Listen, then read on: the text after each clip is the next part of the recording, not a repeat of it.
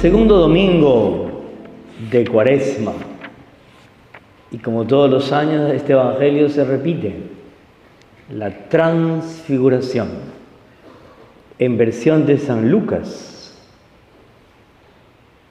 Esta experiencia de Dios en un monte que geográficamente todavía existe. Yo, por gracia de Dios, he celebrado 2 veces misa en esa capilla que los franciscanos tienen a su custodia ahí en Tierra Santa. Esta escena de hoy, que es una especie de explosión de luz, pero sobre todo una experiencia de Dios, más que una visión, una luz incandescente, es la presencia de lo sagrado. Este evangelio nos deja un poco con la boca abierta, con nostalgia. Si yo tuviera una visión de Dios y una experiencia de Dios así, seguro que mi vida cambiaría.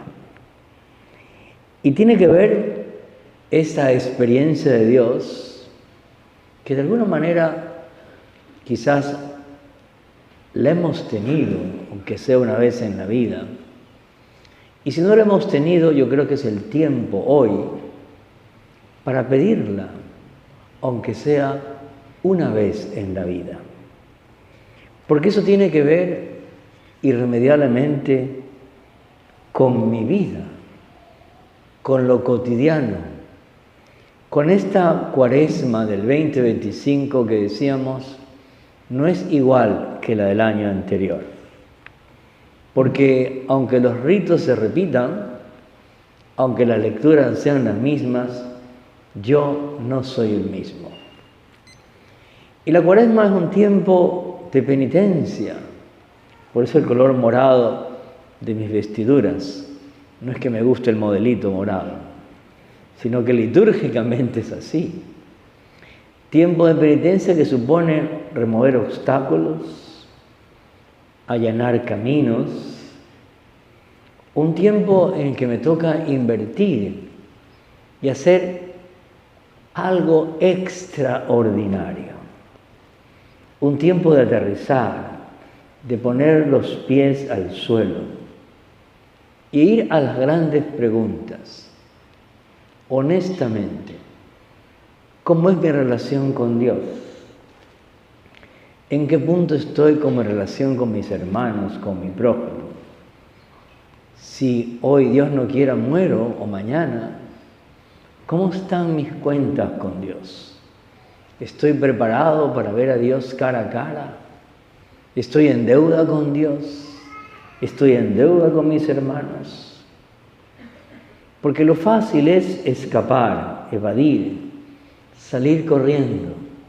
En estos tiempos es lo que nos apetece, salir corriendo, evadir problemas, no hacer las grandes preguntas.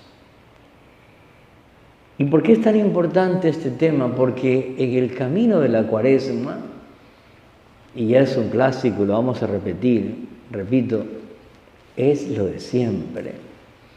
Vamos del monte Tabor al monte Calvario. Y yo añadiría más, y vamos de ese monte Calvario a el monte de Jerusalén, que es la Pascua. Vamos de monte en monte, de montaña en montaña. Porque este episodio nos va a llevar irremediablemente a otro, a una visión no tan esplendorosa, sino más bien agria, oscura, que es quizás por la que están atravesando muchos hermanos nuestros.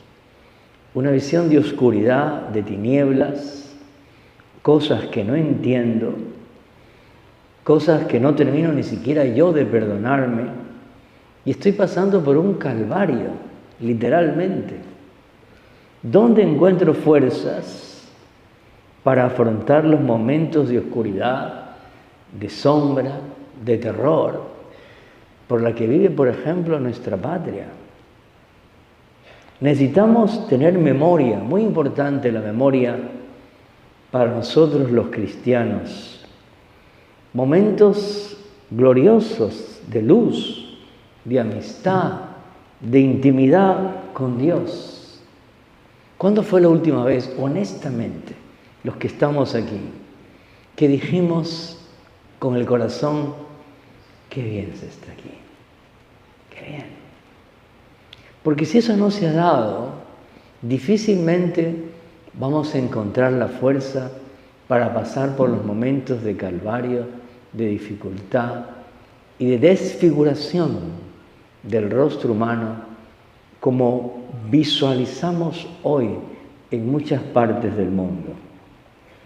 Esta pregunta tenemos que hacerla con honestidad. ¿Cuándo fue la última vez que yo dije delante del Santísimo, o después de comunión, o después de salir de una confesión, qué bien, qué bien, qué bien se está aquí? Porque ese es el paso, el siguiente paso que tenemos que dar en nuestra vida de fe.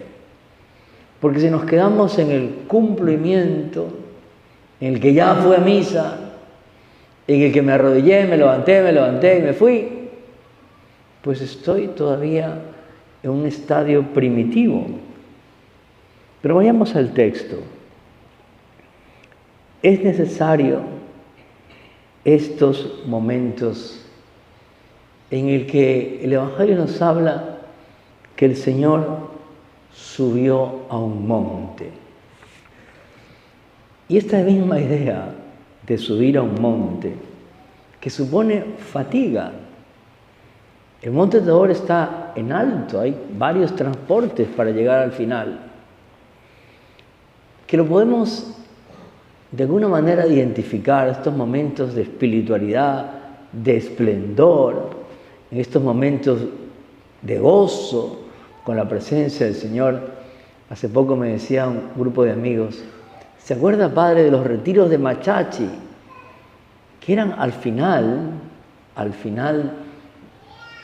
del bachillerato, en el sexto, ahora se llama tercero, y que era toda una experiencia, ir en bus hasta Quito y tener una semana de silencio con padres jesuitas.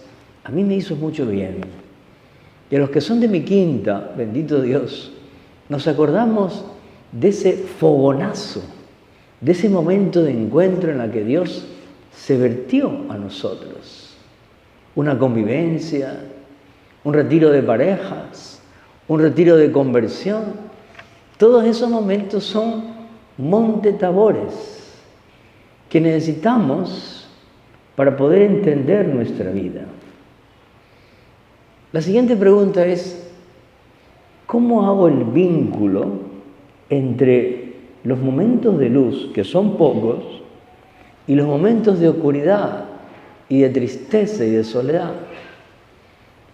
A través de la vida de oración.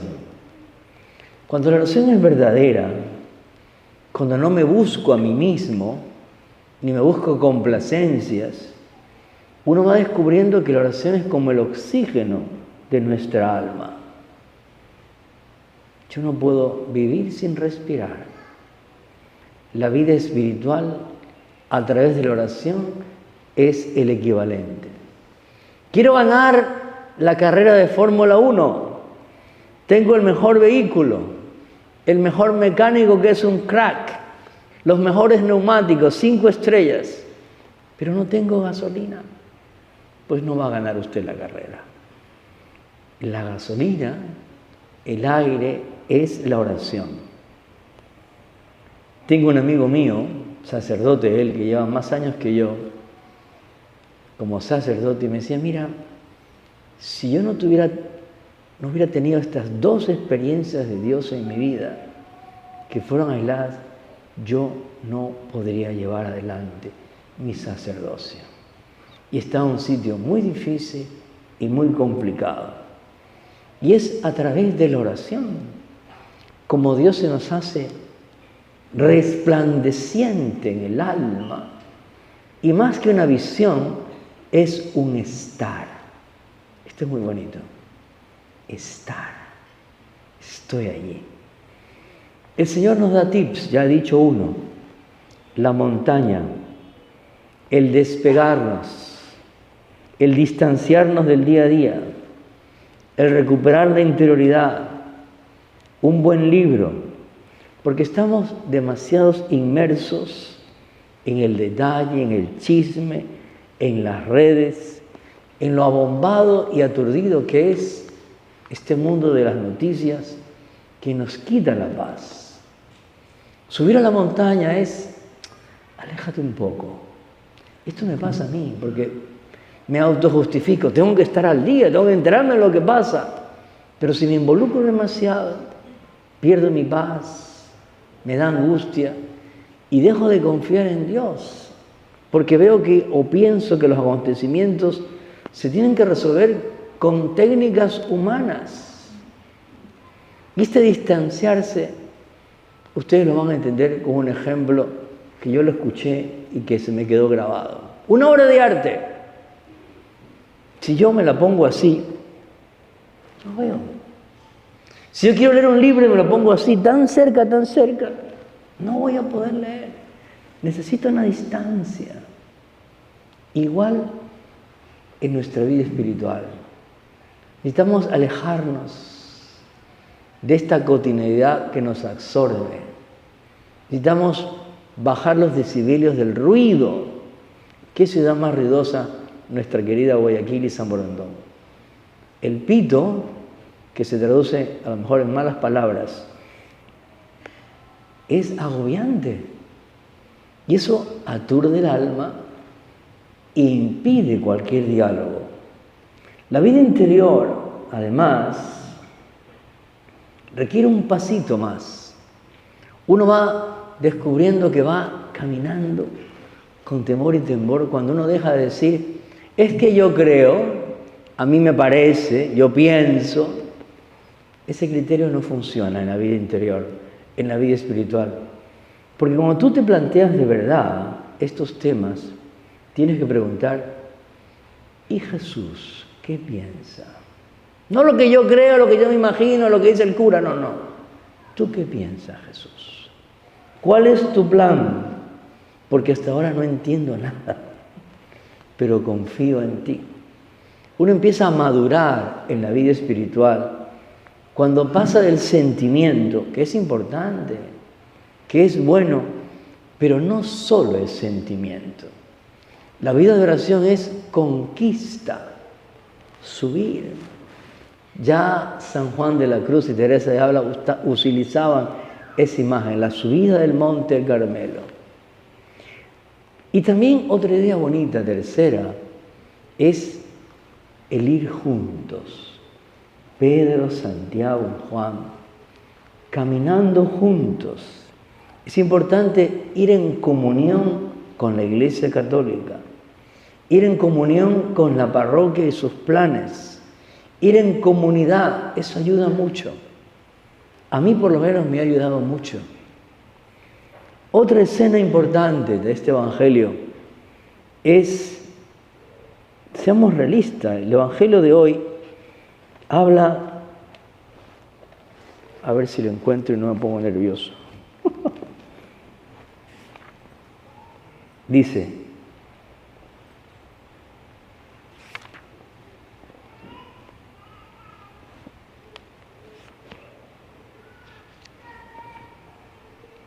Pedro y sus compañeros estaban rendidos de sueño.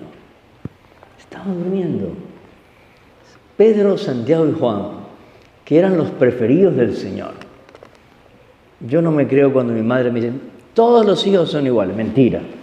Hay preferidos. Y el Señor también tenía preferidos. Pedro, Santiago y Juan estaban en la oración de Getsemaní. Pedro, Santiago y Juan fueron a ver a la hija de Jairo para resucitarla. Eran sus preferidos. Pero siempre estaban durmiendo. Siempre estaban cansados. Siempre estaban quizá en otra frecuencia.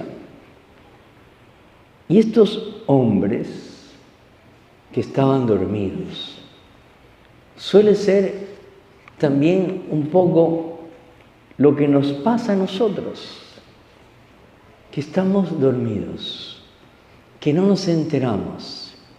Esa somnolencia o esa modorra o ese cristiano que está desanimado, dormido, sin esperanza, sin ilusión, pues es quizá la iglesia nuestra, porque no estamos atentos a lo que está realmente pasando.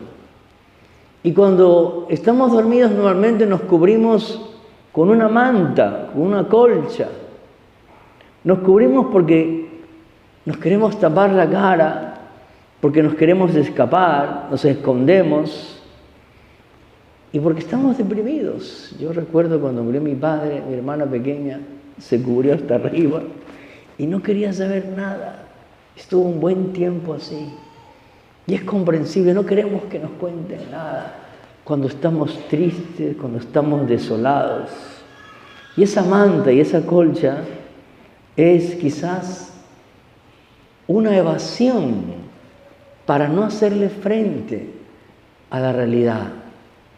Y pueden ser las redes sociales, puede ser el gimnasio, puede ser cualquier excusa para evadir los problemas que básicamente son mi conversión, el volverme a Cristo.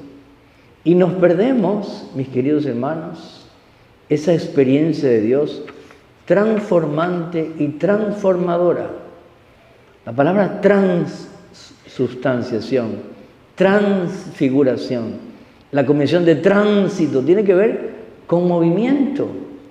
Y si estamos dormidos, amodorrados, estamos desanimados, desalentados, no se da la transformación nuestra.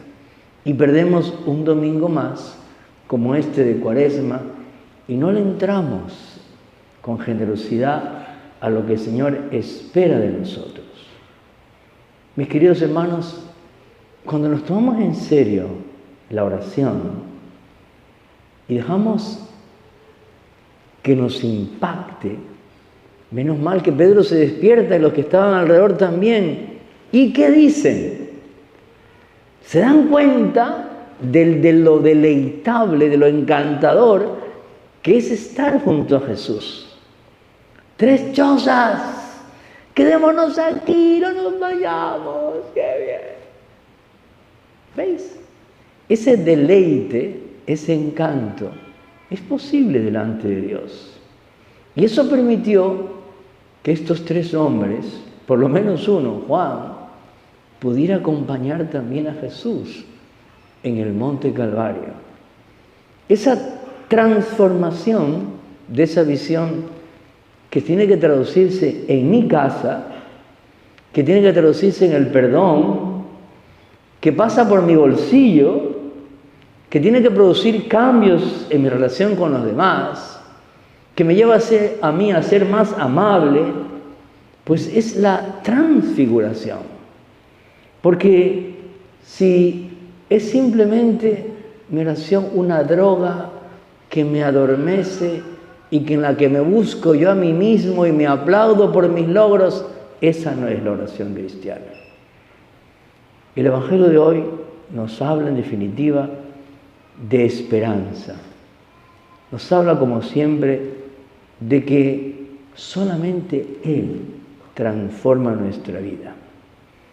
Reconocemos, como estos hombres, que no, dice el texto del Evangelio, no sabían lo que decían. Y esto nos puede pasar, a mí me pasa, que no sé lo que decir, que no sé realmente lo que está pasando en el mundo, en la iglesia, con la gente con la que me encuentro, pero yo, Señor, me fío de ti. Eso es el inicio de una transfiguración, de una transformación que se tiene que dar en nuestras parroquias, en nuestras casas, en nuestros hogares. Y al final termina el Evangelio, escuchadme, este es mi Hijo amado. Como diciendo, no tengan dudas, no tengan miedos, todos podrán fracasar, pero este que es mi Hijo amado, en quien pongo mis complacencias, ese hasta ahora en 21 siglos no nos ha fallado. Por tanto, que este segundo domingo de la transfiguración nos dé la certeza de buscar con hambre, con sed, esa experiencia de Dios transformante que me ayude a vivir los momentos de oscuridad, de sombra y de dolor. Así sea.